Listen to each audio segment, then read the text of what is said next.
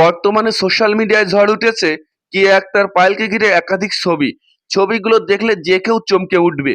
অনেকের মতে এগুলো নাকি পায়েলের সম্প্রতি প্রকাশ হওয়া নাটকের দৃশ্য। আবার কেউ কেউ বলছেন এই ধরনের দৃশ্য একজন জনপ্রিয় অভিনেত্রীর জন্য একদমই ঠিক নয়।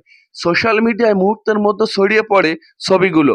শুরু হয় নানা রকম আলোচনা সমালোচনা ও বিভিন্ন ধরনের প্রশ্ন।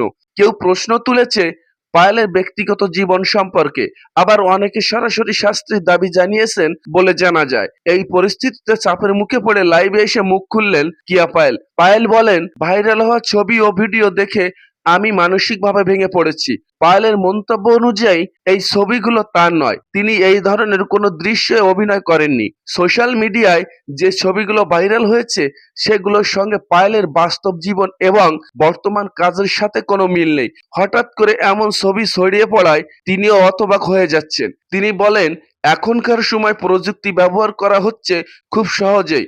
ছবি এডিট এবং এআইএস ব্যবহার করে বাস্তবের সাথে মিল রেখে এমন ভুয়া ছবি বা ভিডিও দৃশ্য তৈরি করা সম্ভব। ভাইরাল হওয়া ছবিগুলো দেখলে স্পষ্ট বুঝতে পারবেন প্রযুক্তি ব্যবহার করে এগুলো তৈরি করা হয়েছে। এগুলো বাস্তব কোনো নাটকের দৃশ্য বা ছবি নয়। তাই যাচাই না করে এমন দৃশ্য বিশ্বাস না করার জন্য অনুরোধ রইল। ভিডিওটি ভালো লাগলে লাইক, কমেন্ট ও সাবস্ক্রাইব করুন। ধন্যবাদ।